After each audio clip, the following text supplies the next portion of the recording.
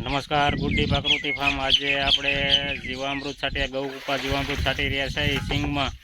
આપ જોઈ શકો છો આ રીતે ડાયરેક્ટ પંપ ભરી અને આપણે જીવામૃત આની અંદર અમે પાણી પણ નહીં ભેળવાનું, આ રીતે ડાયરેક્ટ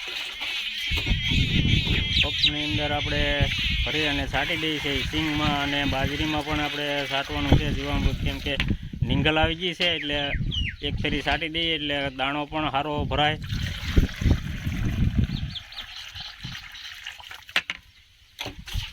તો સંપૂર્ણ ગાય આધારિત આપણે ખેતી કરીએ છીએ, 4મું વર્ષ છે। આ રીતે આપણે સિંગમાં અને બાજરીમાં જીવામૃત આ બીજી વાર પર આપણે કરી રહ્યા છીએ। આ જીવામૃત છાંટવાથી સૂયા પણ ખૂબ સારા થાય અને જીવાત ઈયળ પણ ન આવે।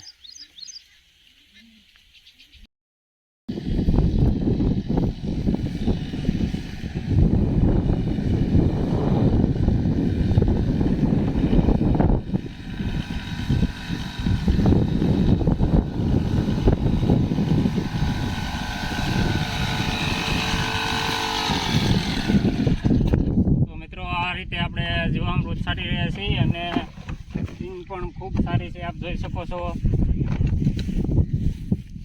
આ સિંગની અંદર આપણે કોઈ ઈયળ કે કોઈ જીવાત પણ નથી, આપ જોઈ શકો છો। આ સિંગની અંદર આ દેશી સિંગ છે એટલે આની અંદર આપણે ડાળુની અંદર પણ સૂયા બેસે છે, આપ જોઈ શકો છો કેટલા સૂયા બેહવારા છે ને આની અંદર કોઈ જીવાત ઈયળ પણ નથી।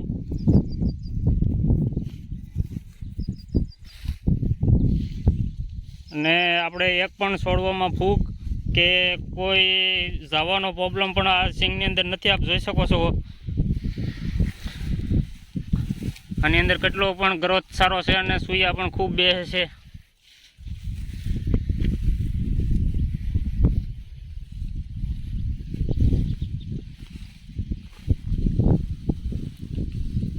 આ દેશી સિંગ આપણે માનો 4 મહિના 4.5 મહિને પાકે અને આની અંદર આપ જોઈ શકો છો ડાળુમાં પણ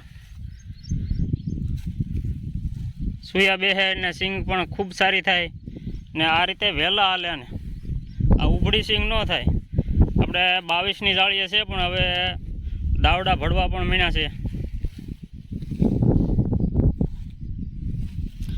તો આ રીતે આપણે બાજરી પણ વાવેલી છે, બાજરીની અંદર પણ ગૌકૃપા જીવામૃત છંટકાવ આપણે કરેલો છે। આની અંદર કોઈ કેમિકલ આપણે સિંગની અંદર કે બાજરીની અંદર નથી નાખતા।